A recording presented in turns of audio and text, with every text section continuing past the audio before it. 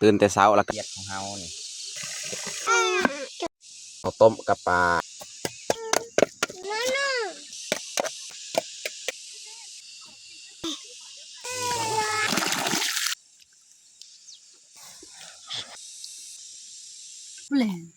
อย่าลืมกดไลค์กดแชร์และกดติดตามเด้อพี่น้อง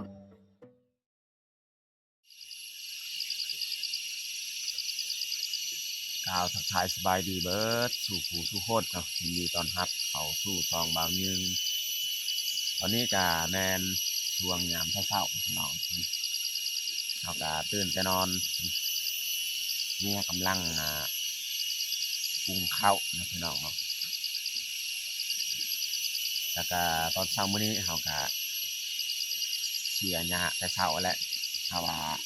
น้องแพงน้องพลอยยังบ่ทันตื่นเขาก็ไปเสียหญ้าแต่เช้านะถ้าว่าน้องแพงน้องพลอยตื่นนี่ก็บ่ได้เสียแต่เมียเสียคนเดียวนะพี่น้องเนาะเสียงจักจั่นก็เริ่มห้องเท่านั้นแหละพี่น้องใกล้สิแจ้งแล้วโอเคมีแต่ทุกคนติดตามเบิ่งติดตามชมบรรยากาศยามเช้าๆกันหน่อยเนาะ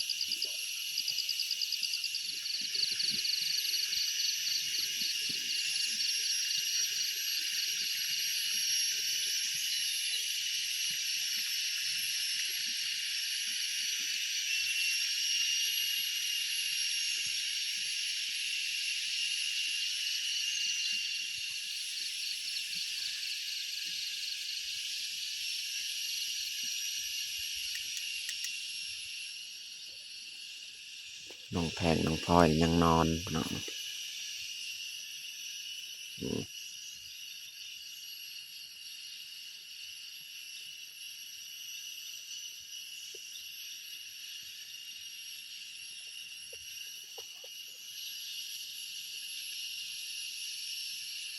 ยามเช้านี่จักจั่นมันจะห้องหลาย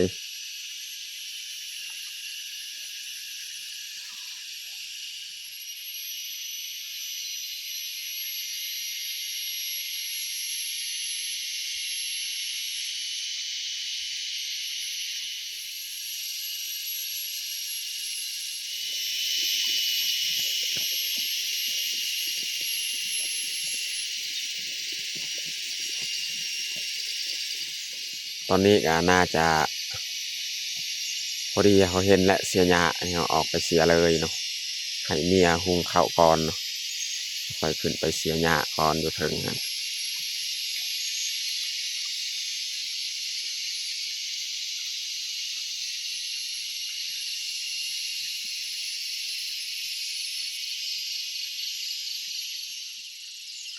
ถ้าว่าเขามานอนให้แบบนี้นี่เขามีเวลาเสียหญ้าหลายขึ้นเนาะเพราะว่าจะเป็นแต่เช้าหรือว่าตอนแรงเนาะตอนแรงเขาก็ได้เสียฮอดค่ำตอนเช้าเขาก็ลุกแต่เช้าออกมาเสียเลยนะ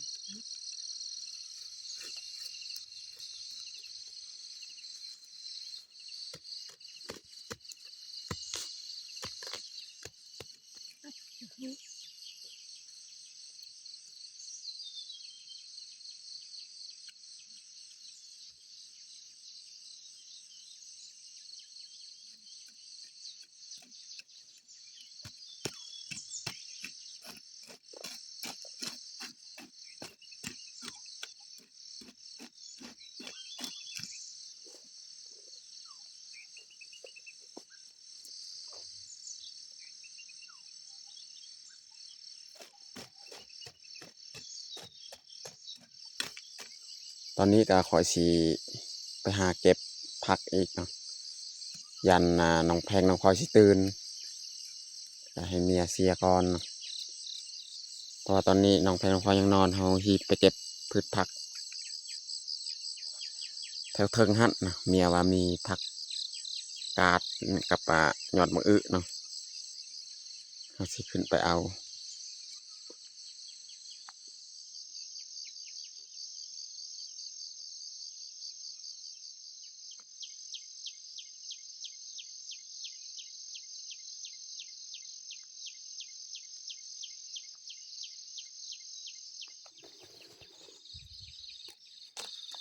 เก็บยอดมะอึเนาะ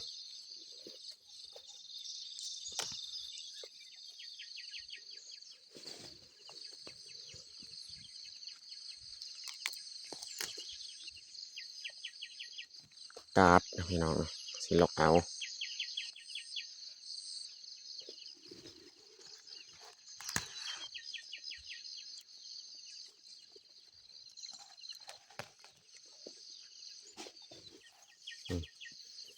เขามันถึกเต็ง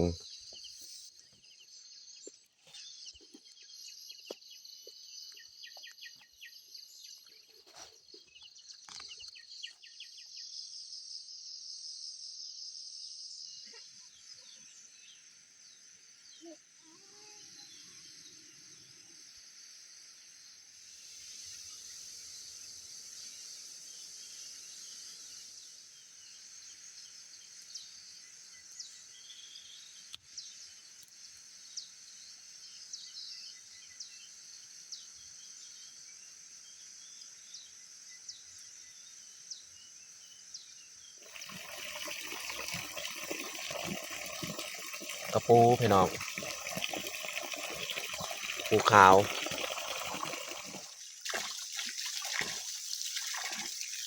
น้องแพงน้องพลอยจะตื่นแล้วแหละเอาไปล้างผักก่อน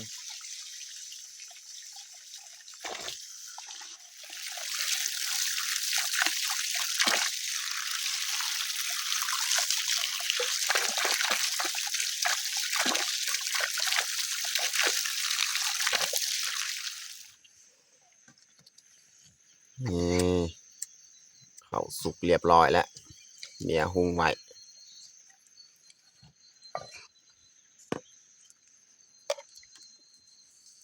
น้องแพงน้องพลอยก็ตื่น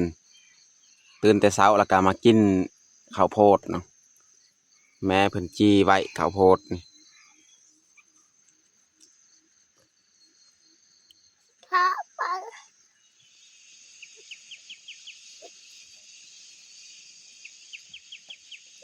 นี่เขาจะปรุงลงเลยข้าวของเราเราสิมาเฮ็ดอาหารพี่น้องเนาะ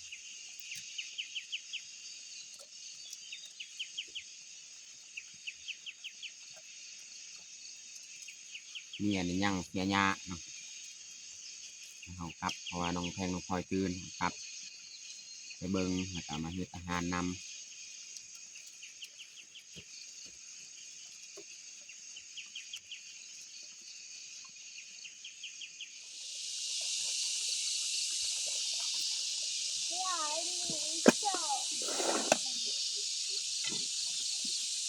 นี่เอาเขียดของเรานี่2-3 โตนี่เอามาเห็ดแจวเห็ดปนพี่น้องเนาะพอได้ปั่นอาหารเช้าเกลือจักรก็กระไม่สุกแล้ว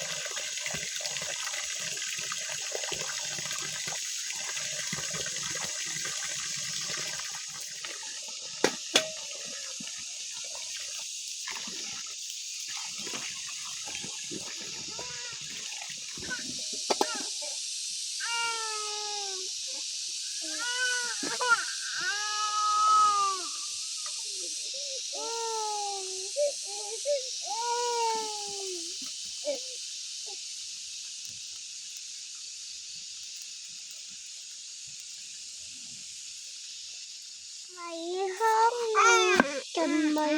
ติดเจอเจ้ามาทอนตากระบอย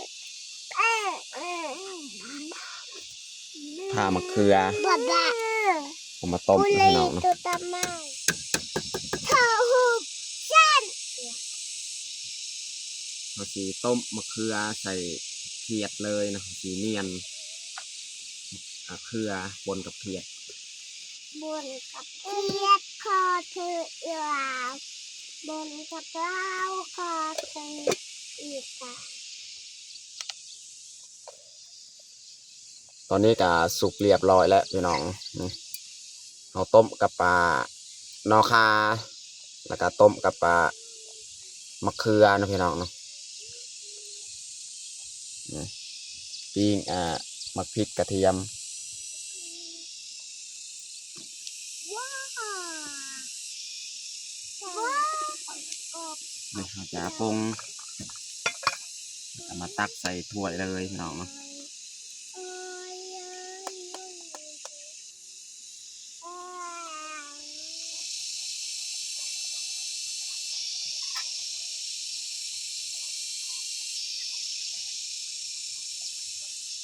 เราจะตั้มใส่ครกพี่น้องเนาะเพราะว่าก็ครกบริถือมาใส่เกลือ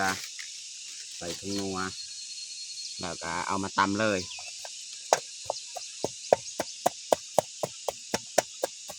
วันนี้เราจะเอาเขียดของเราลงเลยพี่น้อง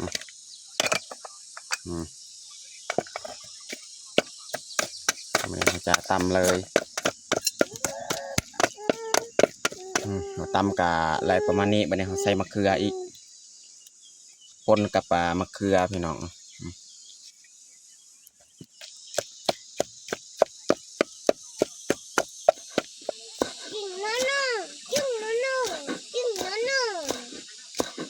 ซอยหอมบัว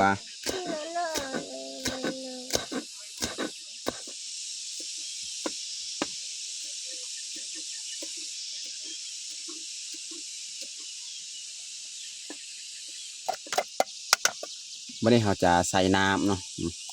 น้ำที่เขาต้มเขียดนี่แหละเอามาใส่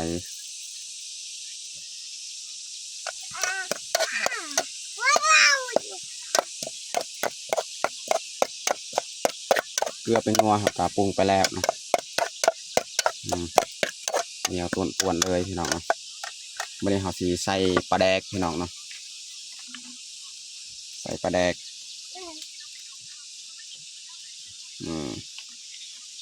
มีบางคนว่าคือบดใส่ปลาแดกต้มใส่เขียดเขาก็ใส่แบบนี้เพราะว่าปลาแดกมีจำกัดมีน้อยเขาก็ปรุงเอาแบบนี้มันเป็นเข้มข้นถ้าว่าใส่น้ำต้มเขียดมันสีเปลืองเนาะเปลืองปลาแดกนะพี่น้องเนาะถ้าว่าเขาต้มไฟน้ำใส่ลายนี่เขาบดใส่เบิดเขาก็ต้องได้ทิมเนาะปลาแดกเนาะเขาเห็นแบบนี้จะบดได้ทิมเอาเดี๋ยวเรียบร้อยเนาะต่อไปนี่เขาสีใส่หอมบัวเรียบร้อยปนเขียดของเรา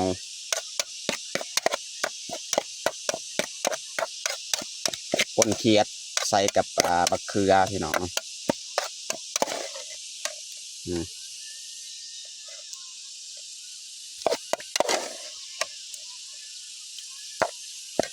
เรียบร้อย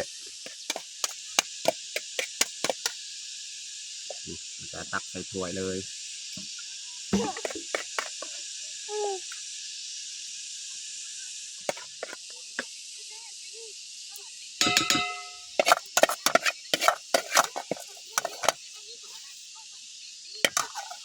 เรียบร้อยพี่น้องเนาะปนเขียดของเรา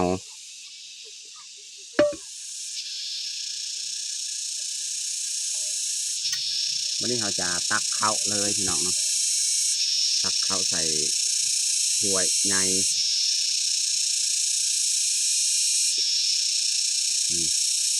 แล้วก็ตักเอาซ้ำกินข้าวเช้าเนี่ยเรือนั้นเขาไว้ตอนเที่ยงอีกเขานี่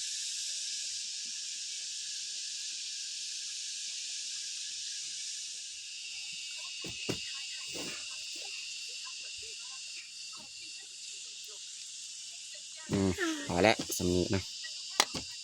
ตอนนี้ก็เรียบร้อยแต่งข้าวของเฮาป่นเขียดใส่มะเขือนะพี่น้องเนาะแล้วก็ผักที่เฮาจะแกมก็จะมีนี่ต้มนอคาแล้วก็มักแขงคมผักกาดเนาะแล้วก็ข้าวเจ้าพี่น้องเนาะสำหรับอาหารเช้าของเฮาก็ประมาณนี้แหละพี่น้องเนาะ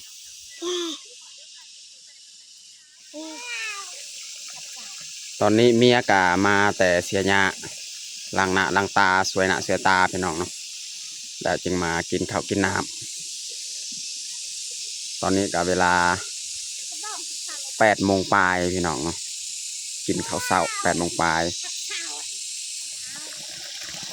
กระบายขยับเดิน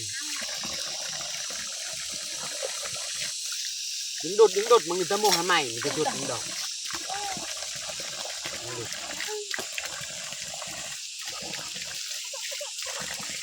ถ้าเรา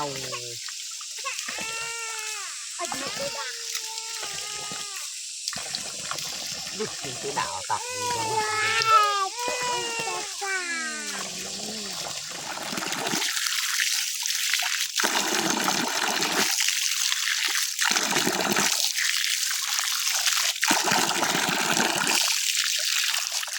ตอนนี้ก็เรียบร้อยเฮาแต่งข้าวของเฮาเมื่อเฮาจะลงมือกินข้าวเช้าเลย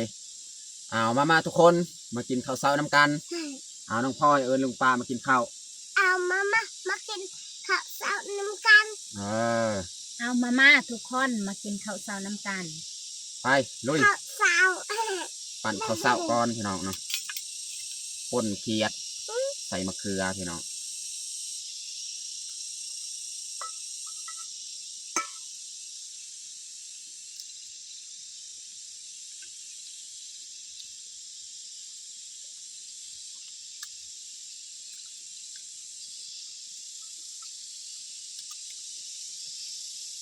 สามนะ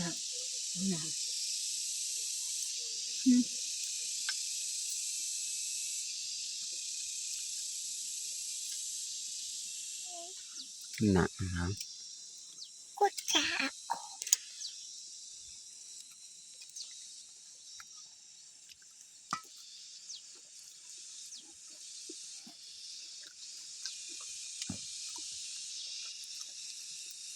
น้องพ่อยนี่กินซาลี่เนี่ย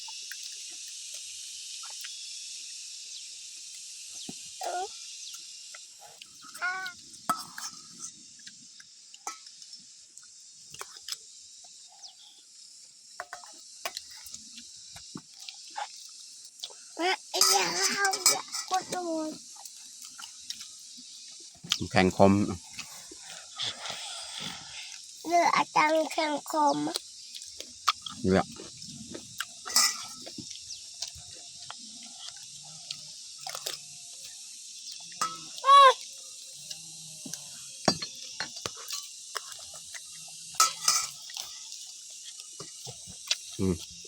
น้องพลอยกินผัก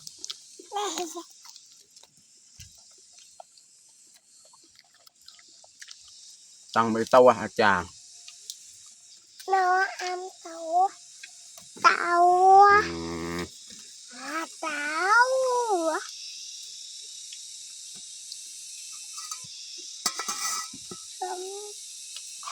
โอ้ยจะหักเขาก็ของเราจะหักตัวอัม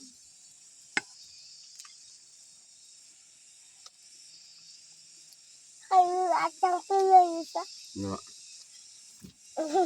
อ้าวน้องกาน้องพลอยกินขนมมื้อนี้กับบรรยากาศครึมๆพี่น้องเนาะนี่คือมื้อวานนี่แหละบรรยากาศนี่บางทีฝนสิตกอีกบุหรี่กินบ่ให้บุหรี่